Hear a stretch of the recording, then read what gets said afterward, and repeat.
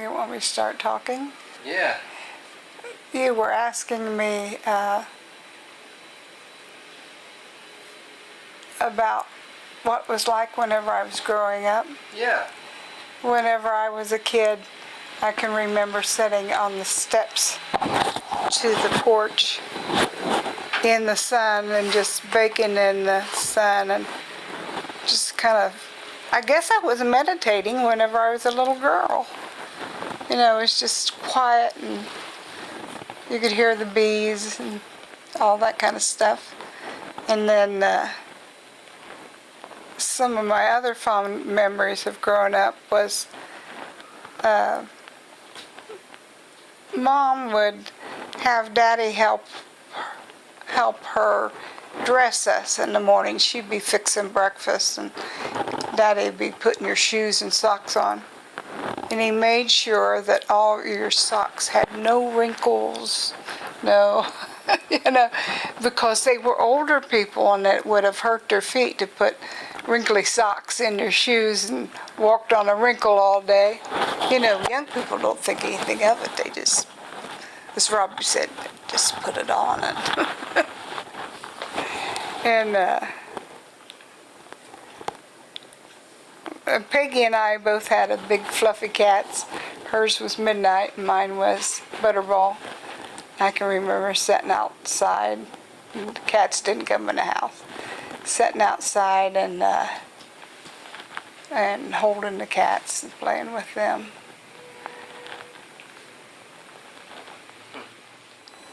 I remember whenever I was in the 3rd grade, I was ill. I was real sick. That was the year I had my tonsils out. And Daddy wasn't well. And that was kind of a rough year. It was just kind of being sick and sad. And then in the 4th grade, I had Janet Canner. And when my birthday came around, she turned me over her knee and paddled me for my birthday. Which was a loving thing. She was a very loving person. And she read the best stories every day after lunch, or before lunch, I can't remember which. She would read us the stories about animals and their life, and that were just fantastic. I've got to tell you some things about my dad. I don't remember the first car he had whenever I was little, but then he traded it or whatever and got a 1950, I think, Studebaker. And I remember it as having a maroon bottom and a creamy colored top.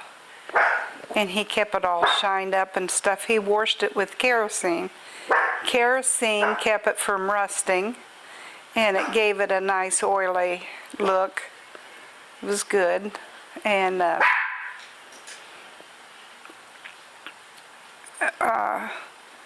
Daddy died when I was 9 years old, so, you know, there was not a whole lot that I remember other than when we were little.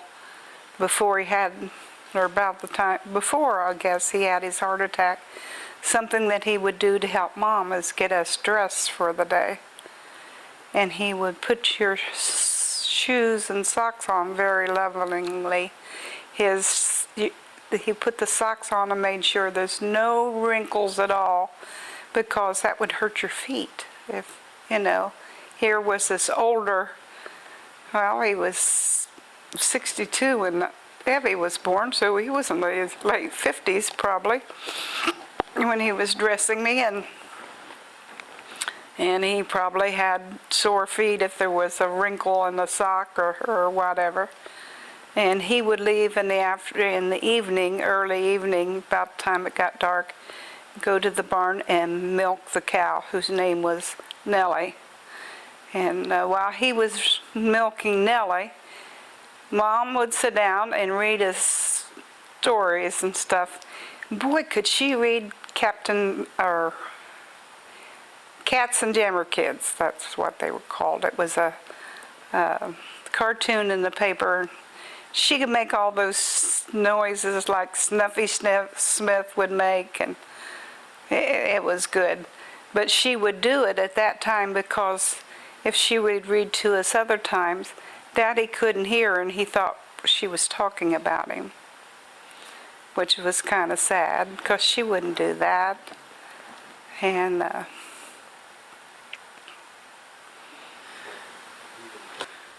my mom was great. We usually got the hand-me-down dresses from Noreen and Nancy. Of course, Noreen's being the larger and Nancy's the smaller. Oh, Mom could take them and make them look brand new. She just had a way of washing and stuff and mending, and so I'd wear Nancy's dresses, and then whenever I outgrew that, I'd have another one just like it at a bigger size. Mom was always very loving. She was always at the porch with her arms open after we left home and came back and stuff, ready to give you a big old hug, and very loving with everybody.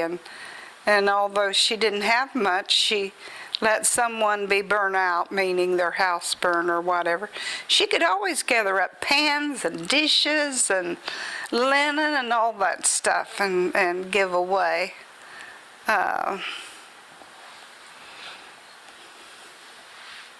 Oh, I have to tell you about, Mom didn't drive, and Daddy knew that he wouldn't be around much longer, and he encouraged her to learn to drive. Well, she did, but it was hard on her, and she took out a whole row of fence posts, took the barn door off, the garage door off, and he didn't fuss, even though that was his baby that she was. And she wouldn't have a automatic car because she could get better gas mileage out of a standard shift. Plus, they were cheaper and stuff. And when you left our house and went on up the road, you went past Wentz and then down a great big hill and then up another great big hill where Devers lived there then. And sometimes she didn't switch gears in time, and then she had to back all the way down, and you're praying all the way, oh, please, please don't let anybody come along and hit us. And of course, the traffic down there is nothing, so most of the time no one ever came and had to wait while she got everything going again and up the next hill. And she was comfortable driving to Jackson, so she could go to Jackson and get groceries. And once in a while, she would drive to Portsmouth, but it made her so nervous. And then whenever I was living in Springfield, she got so that she could come and see me, but that had to be an awfully nerve-wracking trip for her to get there. She always raised a big garden and kept a pretty decent house. Not as spick and span as Aunt Evie's, but a pretty good house. And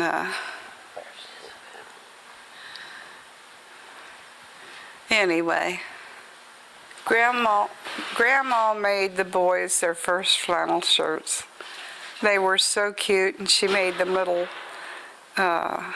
blue jean bib-like things that they liked to wear. And one day they were telling me how they loved Grandma Kohler, and I said, "Oh, you love Grandma?" I'm saying, "Yes, yes." I said, "Well, you love Grandma Peggy too. She does such nice things for you." And they said, "Yeah, but Grandma Kohler, she's soft. When you lean over against her, she's soft." So I decided right then it was okay if this grandma ended up being soft. And something Grandma Peggy always did that was nice was she kept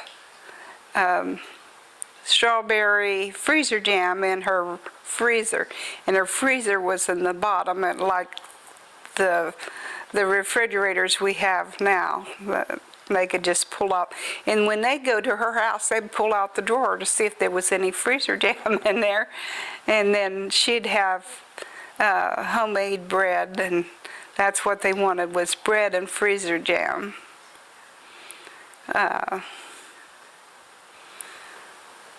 Another thing to tell about my mom is I never shut up. I was always talking. So if she was cooking, I was standing right beside her watching and asking questions. And if I hadn't been able to stay awake to watch the end of the movie, which was usually on Saturday night, then she'd fill me in. And we had a big swing in the front yard underneath the tree. In fact, there was two there. And if I get mad about her for something, I'd say, I'm just not going to talk to her. And then she'll be sorry. Well, shoot, I was giving her a break. I'd go down to the swing and just swing and swing and swing, and I wouldn't talk to her for a while. And I doubt if she even noticed.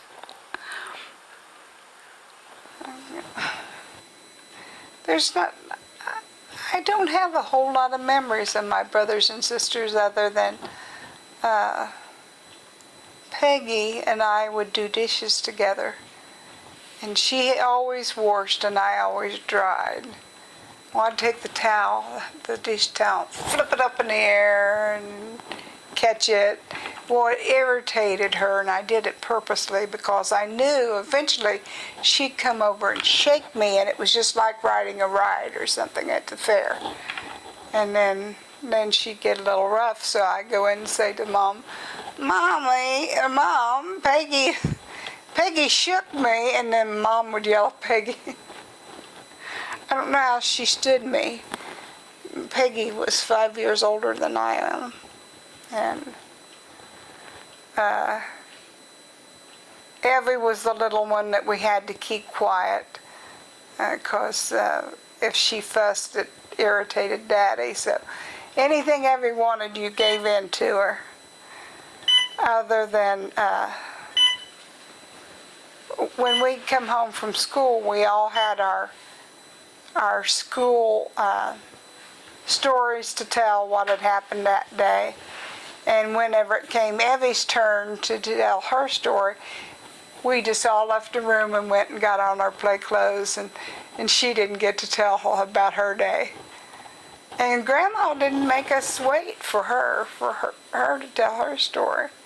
And Evie was always real quiet, and anyone comes, she'd kind of hide behind Mom's skirt tails.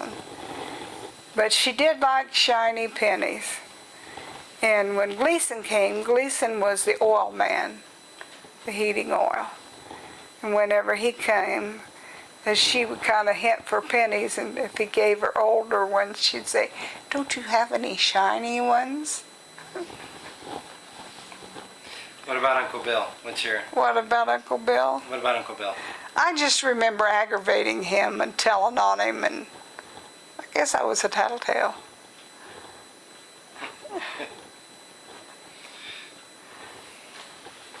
True confessions of an older lady. Are you ready for me to talk about when Aunt Evie came into the world? I guess, actually, Evie was already here, and Mom sent Bill and Peggy up to Wentz to get on the bus up there because she's afraid Evie'd cry out and they'd hear her. And there was one of the young neighbors came in and was with me.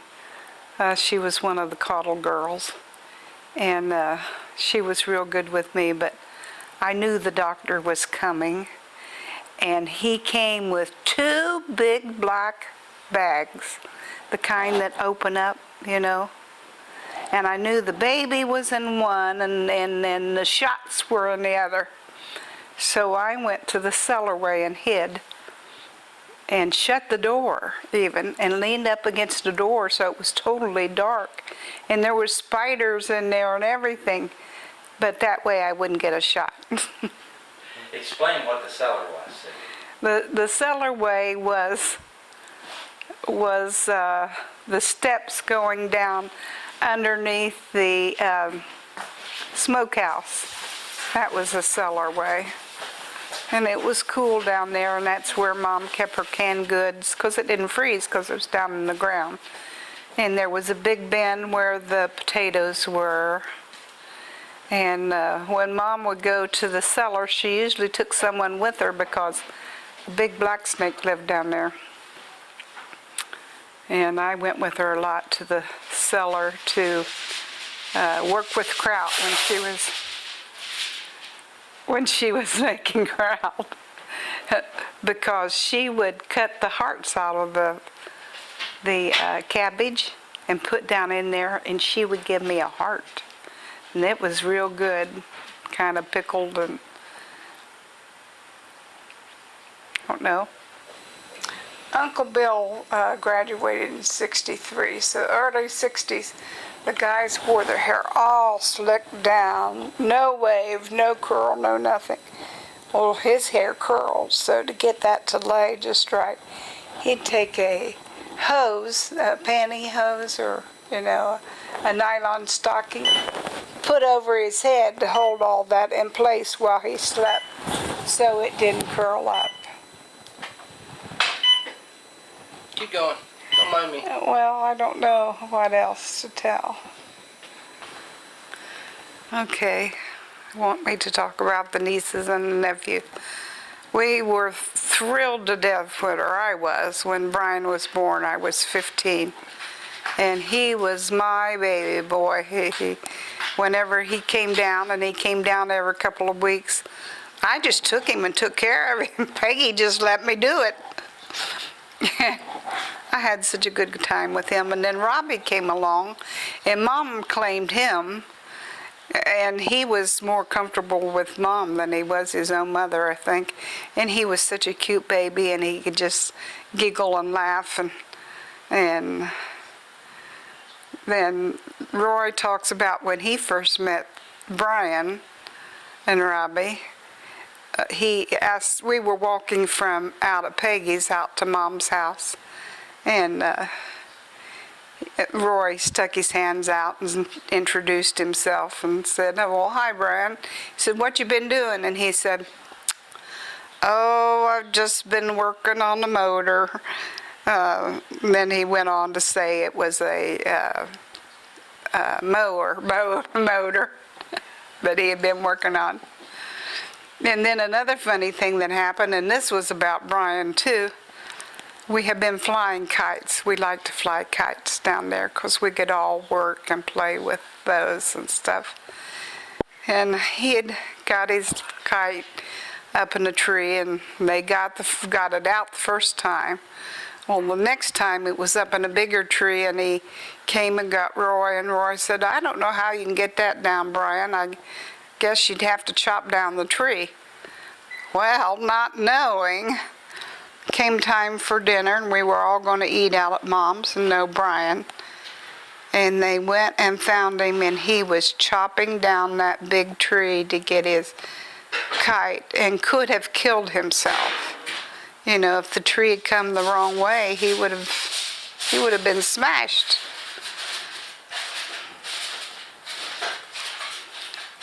And then Krista came along, and she was the first little girl. And we could dress her up cute and have a good time with her. And when we got married, she actually was like maybe not quite 2 or 3. And she was going to go with us. She was just going to get in the back seat of that car and go with us when we left the wedding. And Roscoe, the thing I remember the most about him was him coming to our house and say, "Uncle Roy, can I shiver in your pool?" And since after that, then he was always a swimmer and ended up being lifeguard at Boy Scout camp every summer. You ask about meeting your dad.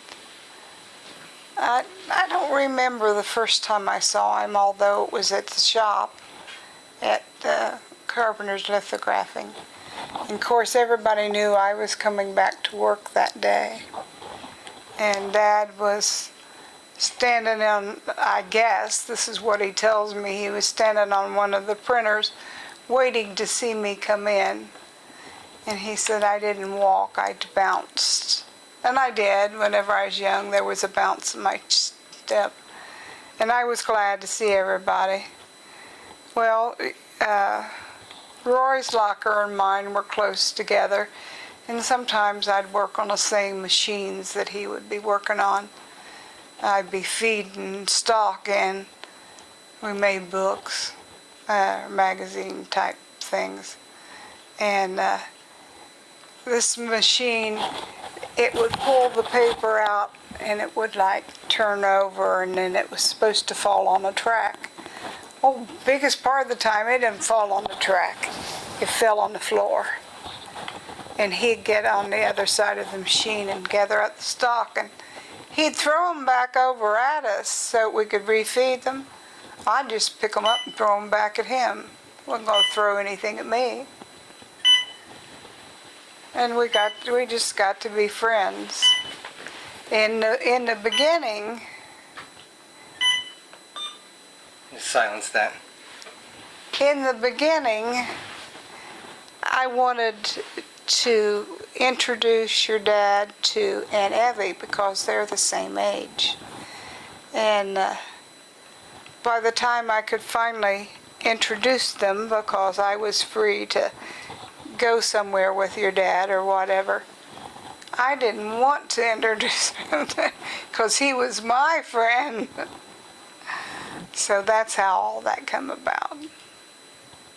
Okay, I guess your dad asked me out every Friday night, and they talked about, it was pumpkin picking time, and it was time to go mushroom hunting, and I always told him no because I hadn't gone to court yet. And finally I went to court May 1st. And he asked me out that Friday night, and I said yes. Because I was supposed to be keeping my nose clean and not doing anything, which I wasn't. So he came and picked me up, and we went to the races. Well, going through town, he was going light to light with Jerry Lee and flipping me all over that car. And you know, whenever he'd change gears and I'd move, we didn't do seat belts in. He had a 70 Roadrunner, I think. Which car did you have when we started dating? Is he allowed to speak? I think it was a 70 Roadrunner. Anyway, and then at the racetrack, I got to ride in Pogo's car up to the staging lines, which was a yellow Super B. No, he didn't have a Super B. Had a Duster. What did Pogo have? Yellow Duster. A yellow Duster, right? But he had a yellow Super B too. I don't think I ever rode in a Super B. No. And you had a 70. Had a 60 when I met you, but during that time I had a 69 silver Roadrunner. Oh, 69 I Roadrunner. had a 70 yellow Roadrunner. Yeah. Walked me up to Mary and David's porch and kissed me on the forehead and left. And I thought, well, that was a nice thing for him to do. Because I was thinking, oh, I don't want him to kiss me. I just, you know. Anyway, that's enough about that, I think. Happiest time of my life was being pregnant with the boys. First of all, we were really trying to get pregnant, so when the timing was right, I was jumping Roy's buns. And I just know I got pregnant on our couch before we went down to see Mom. it was the weekend and the time was right, and the time would be wrong by the time we got back home. So I know I conceived on the couch, and I had morning sickness right away for the first 3 months anyway. And finally I quit work because the morning sickness went all day long, off and on. And after I quit work, no more morning sickness. But I was sleepy a lot. I got Roy off to work, and then I laid down on the couch and went back to sleep. And then I'd get up and do something around lunchtime, and then come afternoon I'd take another nap. Roy'd come home, we'd get supper over, and 7 o'clock I'd be sleeping on the couch until it's time to go to bed. I think I slept my whole pregnancy away, other than a little bit later, Aunt Arlie was in the hospital, and I'd go walk over and see her every day. And then someone would bring me home. Well, I think because my blood pressure went up, they put me on Valium. Is that what they gave me? And I'd start down one side of the street, or the sidewalk. And next thing you knew, I was on the other side. I might be walking down the middle. So I got so that I would only take the Valium then at night. And the doctor said to me, "You have to take this because we have to keep your blood pressure in check." Oh. When Ben and Nat were little kids, when they were babies, and one would wake up in the night to be fed, I could be feeding that one, and if the other one woke up, I could just set them up on the table or on the dryer or whatever close to me, and I could just chit-chat with that one while I fed the other one. And they ate. It took them half an hour to take their 2 ounces of milk, and they ate every 2 hours. So you can see how much sleep I got. And then when they were a little bit older, a fun thing was to give them their baths when they were big enough that they could run, because they liked to run around the house nude. And there'd be these 2 little naked babies running through the house, squealing and having fun, just being free. And usually laid down towels and stuff in the living room, dressed them on the living room floor. And then somewhere between there and the feeding of the bottles and that was, they were in the same room with their heads of the baby beds up together like this. Like one head was up against the other one's side. Well, they kept getting in the same bed. And once in a while they'd miss, and there's Izzy at the door. Once in a while they'd miss and hit the floor. Well, you can't have a little baby hitting the floor. So we ended up putting a twin-size mattress on the floor at first. And they slept together, and then that ended that. But that also made them free to run around the house, so you had to keep your ears open so that you knew if they were out of bed. I think it must have been senior day, and the boys had a fire extinguisher that just shot water is all it did. And they were shooting out the windows at some of the students, and they got arrested for having a shooting out a window. You know, they didn't say it was while they were driving, didn't say it was a fire extinguisher, not a gun. So the sheriff came and the highway patrol, and they called me at work to come and get them. They were just over on 68, I think, or so, over that way, over close to the school. And the officer must have asked if they had any alcohol. Well, yeah, it was in the trunk. I can remember the officer saying, "Now, Mrs. Miller, you will take care of this." And I'm thinking, take care of what? And what he was wanting me is to take the beer and act like they were going to be in trouble and all that. And Highway Patrol was wanting to take them off and lock them up. And it ended up okay. Now, let me tell you my story about the Boundary Waters. The day that we were to go in,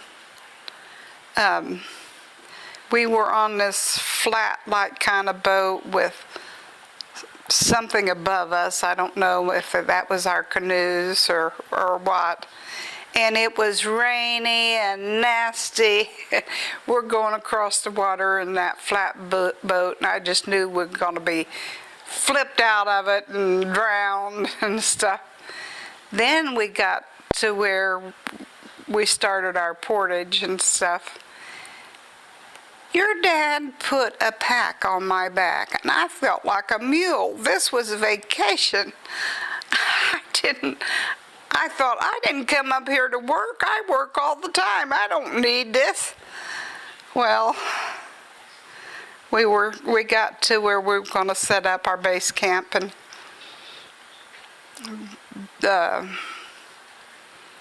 I don't know if by this time Ben and Nat were canoeing, and of course they knew how to canoe, and they didn't.